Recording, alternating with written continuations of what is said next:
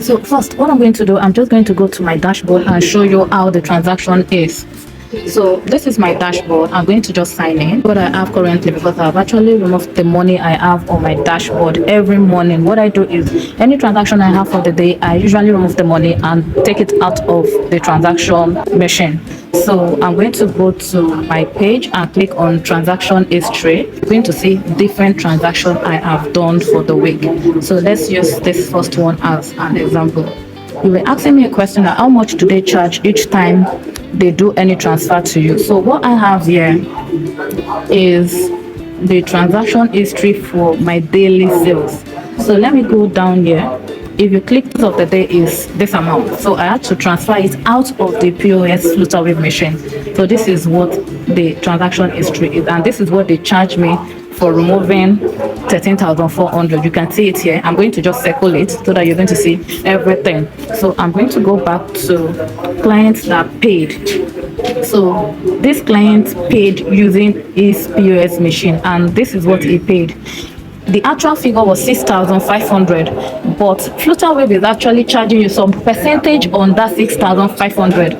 So instead of you saying 6,500, you will be saying 6,467 naira 50 kobo. That means what they charge you for this transaction is 32 naira 50 kobo. I told you it's going to be 0.5 cap per each 10 naira. That is what you have here. So if, for example, you have a pharmacy shop or you have a supermarket and you have a fixed price on the products, I don't always like to charge my customers for patronizing me, because if they are buying something from me, of course I've actually put my own service charge and everything. So I don't need the customer to pay like 100 naira for POS transaction, but other people do. When the customer buy things, they want to charge them extra 100 naira on top of whatever it is they're buying. So on this platform, you can charge the 100 naira into whatever it is you're selling to them, but the POS Flutterwave will be debiting you for that transaction. It's just like, instead of your customer to be paying for each charges, you are the one paying for your customer.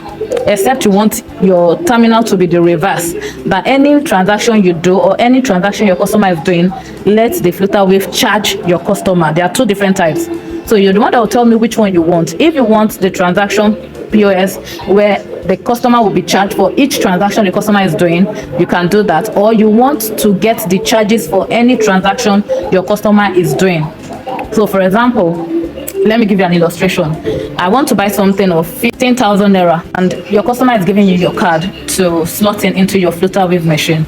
If your customer is actually paying exactly 15,000 naira, you tell your customer, since you don't want, the Flutterwave is going to charge you, so look for 15,000 naira of 0.5 cap. Remember, I said 0.5 cap on each 10 naira. So that means you're going to be looking for the charges they're going to give you on that 15,000 naira. So for example, other banks will say, okay, they'll collect 25 naira for bank charges, or 26 naira. Some banks will say 50 naira. So if you don't want to bear the charge, then you can tell your customer, sorry Mao, I'm going to remove 15,050 naira. I'm charging you 50 naira for using my machine. Other places they do charge 100 naira, but for me, I don't want to charge my customers. I want to bear the charges. So if I tell my customer 15,000 naira is what you're paying, I'm collecting that 15,000 naira, no charges to my customer. The charge will be on me. Transaction history is, I'm just going to open one or two more so that you can see. Transaction for NEPA bill, and this you have transaction for a particular product. So let me use this illustration. This person actually is paying 2,800 naira. How do I know it is 2,800? Because they've actually charged some fee of 14 naira on this.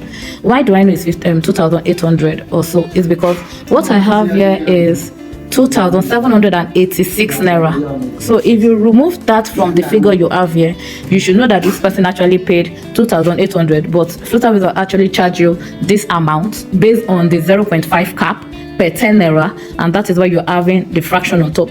You don't want your money to be short, you don't want your money to be debited, then you can charge your customer based on any transaction they're doing. And if you have any question based on this, then I'm going to put you through. Thank you very much.